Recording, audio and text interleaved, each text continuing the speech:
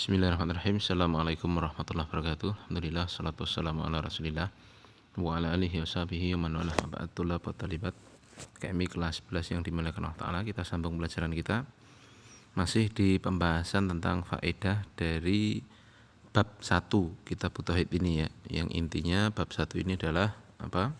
Kewajiban bagi siapapun untuk mentauhidkan Allah.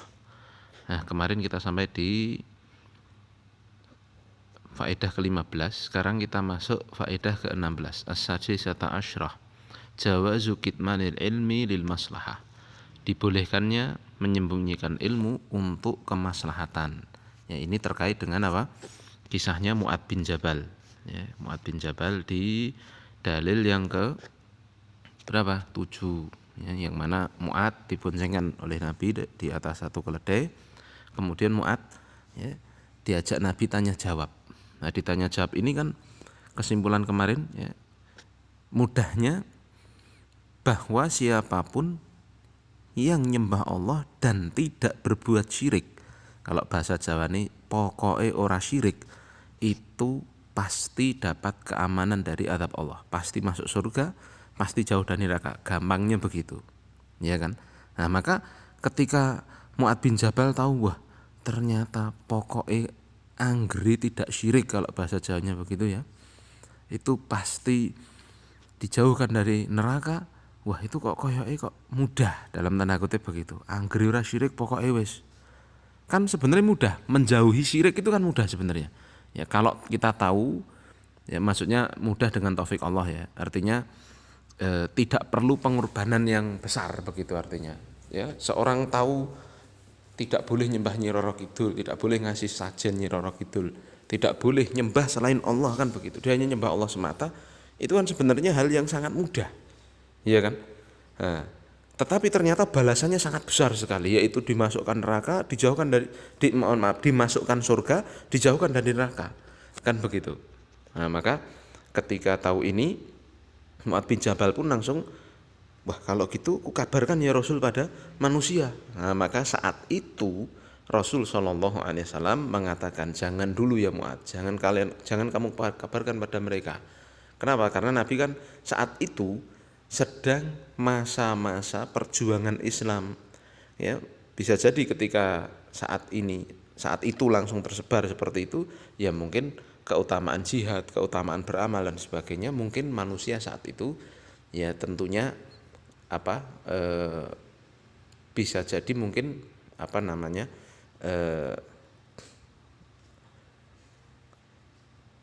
dikhawatirkan ya, meremehkan kan begitu. Ya maka Nabi saat itu Shallallahu Alaihi Wasallam melarang Mu'ad untuk menyebarkannya. Tetapi ya ketika Mu'ad bin Jabal radhiyallahu ta'ala anhu ya sudah di masa tuanya ya, beliau meninggal itu usia 38 tahun ya. Maksudnya di akhir-akhir masa hidupnya beliau menyebarkan hadis ini ya. Karena ada satu hadis ya yang memang sahih pula dari Nabi Shallallahu Alaihi Wasallam tentang tidak bolehnya menyembunyikan ilmu. Lah ini tadi yang kita bahas, menyembunyikan ilmunya untuk maslahat ya. Ketika belum saatnya diberikan, ya jangan diberikan dulu ya. Tapi diberikan ketika saat ini ya, konteksnya ini ketika sahabat sudah kuat imannya semua, sehingga para sahabat saat itu sangat bersemangat untuk mendakwahkan Islam, berjihad di jalan Allah dan sebagainya ya. Taib ya. Itu faedah ke 16. Faedah ke-17, istihbabu bisyaratil muslim bima yasurruhu. Disunahkannya untuk memberi kabar gembira kepada temannya, kepada saudaranya muslim. Ya, ini banyak hadis ya yang menunjukkan hal ini ya, dan terkait dengan dalil yang sedang kita bahas adalah juga tentang apa? Dalil dari kisah Mu'ad bin Jabal itu. Ya, di akhirnya kan Mu'ad bin Jabal menyebutkan kabar yang sangat gembira sekali itu. Ya, yang saya ungkapkan dengan bahasa Jawa tadi, pokoknya ora syirik, mlebu surga jauh neraka, kan begitu. Ya, ini kan kabar yang sangat gembira sekali itu. Taib. Ke-18, al-khaufu minal ittikali ala sa'ati rahmatillah. Ya, takut dari bersandar kepada luasnya rahmat Allah. Artinya apa? Artinya seorang itu tidaklah boleh kemudian dia bermalas-malasan beramal, lalu dia mengatakan Allah itu maha luas kasih sayangnya. Ya.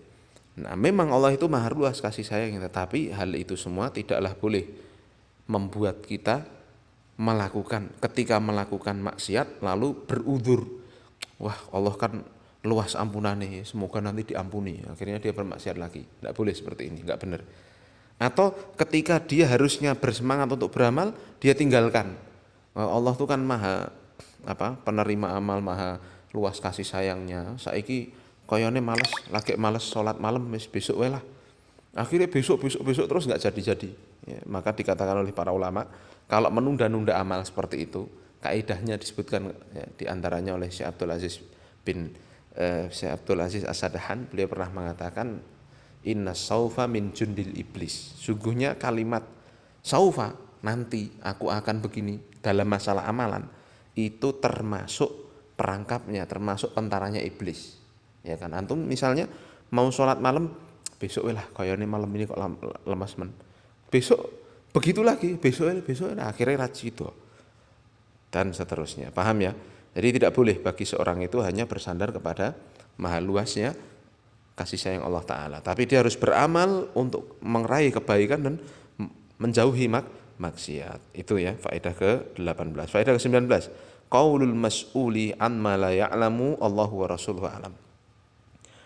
Ya, perkataan bagi orang yang ditanya tentang apa yang dia tidak tahu, maka jawabannya Allah wa rasuluhu alam. Ya, ini ada catatan kaki dari tambahan ya dari Syekh Utsaimin, kita lihat 19 ya. Kata Syekh Utsaimin hafizallahu taala, fi syar'iyyatid diniyat dunal kauniyatil qadariyah. Boleh mengatakan Allah wa rasuluhu a'lam ini dalam perkara syar'i, bukan dalam perkara kauni.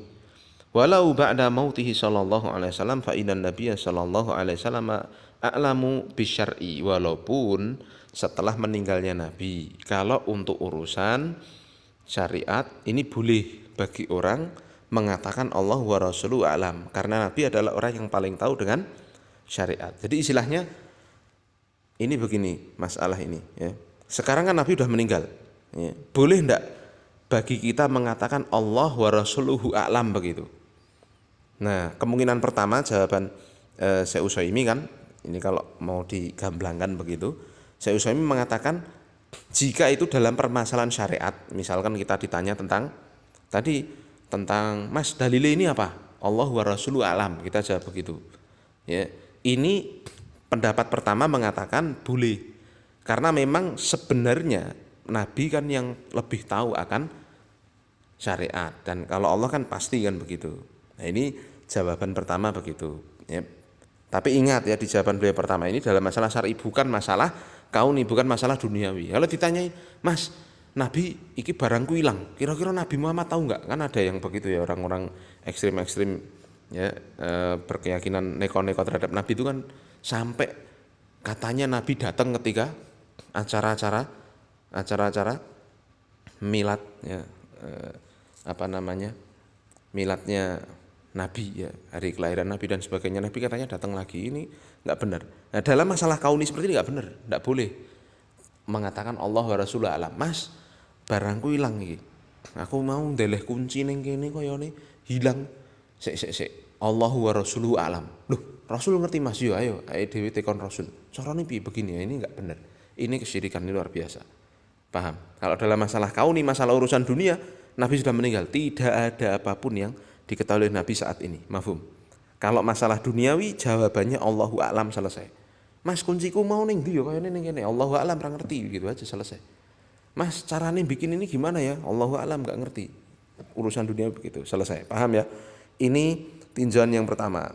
Ya, kemudian Syekh Utsaimin melanjutkan, falau su'ila ahadun al-yauma ma hukmu sholatil witri. Ya, ini contoh. Seandainya seorang ditanya, apa hukum sholat witir? Faqala Allah wa rasuluhu alam, maka dia jawab Allah dan Rasulnya lebih tahu. Karena sahihan, ini bisa dibenarkan menurut perkataan pertama ini tadi. Li'anna Nabi sallallahu alaihi wasallam a'lamu bi syar'illahi min ghairihi, karena Nabi lebih tahu tentang syariat Allah dari selainnya. Paham ya?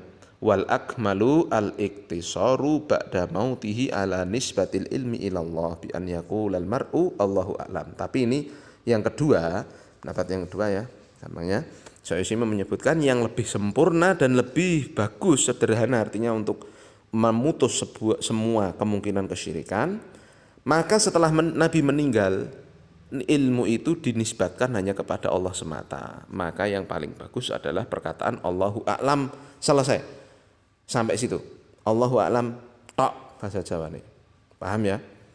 Baik. Fal jawabu anis alin masail syar'iyati diniyati ba'da mautin Nabi sallallahu alaihi wasallam yaqa'u liman lam ya'lam syai'an fi jawabaini. Ya, maka kesimpulannya, intinya jawaban tentang permasalahan syariat setelah Nabi meninggal, bagi orang yang tidak tahu tentang masalah itu ada dua jawabannya. Yang pertama, qauluhu Allahu a'lam wa hadza akmalu fa huwa asyharu fi sahabah. Ini yang pertama hanya menjawab Allahu a'lam. Ditanya tadi, Mas wudu yang benar gimana? Memang dia enggak tahu, Allahu a'lam, selesai. Mas salat witir yang benar gimana? Allahu a'lam, ora ngerti. Selesai. Paham? Nah, ini yang paling benar. Ya, dan ini yang diamalkan oleh para sahabat pula. Wal akhar qaulu Allahu wa rasuluhu a'lam hadza ma'thurun fi zamanit tabi'ina faman ba'dahum. Berkata Allah wa rasuluhu a'lam ini memang pernah ya, ma'thur ya. Artinya memang didapati di masa-masa tabi'in dan setelahnya. Artinya ini boleh, tetapi itu lebih rendah pemakaiannya, bahasanya begitu. Yang lebih sahih dan lebih bagus adalah Allahu a'lam semata setelah Nabi meninggal. Lah kok Mu'ad tadi hadisnya kok Allah wa Rasul a'lam, Mbak? Rasul kan saat itu Mu'ad kan boncengan sama Rasul. Ya, berarti kan pas kalau ketika saat itu beliau menjawab Allah wa Rasuluhu a'lam. Paham ya ini ya? Kalau masalah diniyah ada dua perkataan ini. Tapi kalau masalah kauniyah, masalah urusan duniawi, Allah saja yang tahu, Rasul tidak tahu. Paham ya? Tapi kemudian yang ke-20, faedah ke-20, jawazu tahsisi ba'dhin nasi bil ilmi duna ba'dhin. Bolehnya mengkhususkan seorang dengan ilmu lebih dari yang lain. Ya, contoh ini seperti Mu'ad bin Jabal. Beliau dikhususkan oleh Nabi, diberitahu oleh Nabi satu perkara yang sangat luar biasa ini. Ya, tidak sahabat yang lain, hanya Mu'ad bin Jabal yang beliau tahu. 21. Tawadhu'uhu sallallahu alaihi wasallam li rukubihil himara ma'al irdafi alaihi. Tawadhu'nya Rasul, ya. Di mana Rasul di hadisnya Mu'ad bin Jabal, beliau menumpang, ya, beliau naik keledai, sudah begitu beliau boncengkan orang lagi. Masya Allah. Ya, sungguh tawaduknya beliau. Ya. Dari si mana lo? Kalau pimpinan-pimpinan raja dan sebagainya itu kan zaman dulu pakai kereta kencana, wis pokoknya sing mewah-mewah lah. Tapi Nabi Shallallahu Alaihi Wasallam ya naik khimar pun tidak masalah. Masya Allah. Ke-22, jawazul irdafi ala dabah. Bolehnya bonceng di atas satu kendaraan atau di atas hewan, tetapi ya dilihat. Ya, kalau bobotnya kira-kira kelemon, ya, kendaraannya atau hewannya nggak kuat, ya jangan sampai mendoliminya, kan begitu. Baik. 23, aidhamu sya'ni hadhil mas'alah. Besarnya, agungnya masalah ini, yaitu apa? Nyembah Allah dan sing penting tidak syirik. Masya Allah. Di hadisnya Mu'ad bin Jabal ini. Karena itulah yang menjamin surga, menjauhkan dari neraka. Ke-24, fadilatu Mu'ad bin Jabal, ya. Keutamaan Mu'ad bin Jabal radhiyallahu taala anhu, ya, dan beliau lah yang dijuluki sebagai orang yang ya paling tahu tentang masalah hukum, ya, dari kalangan para sahabat. Baik, ya, selesai bab 1. Insyaallah kita akan lanjut bab 2 dengan kurang lebih 3 pertemuan, ya. Baik, subhanakallahumma bihamdika asyhadu an la ilaha illa anta astaghfiruka wa atubu ilaik. Tugasnya dihafalkan ya bab 1-nya. Assalamualaikum warahmatullahi wabarakatuh.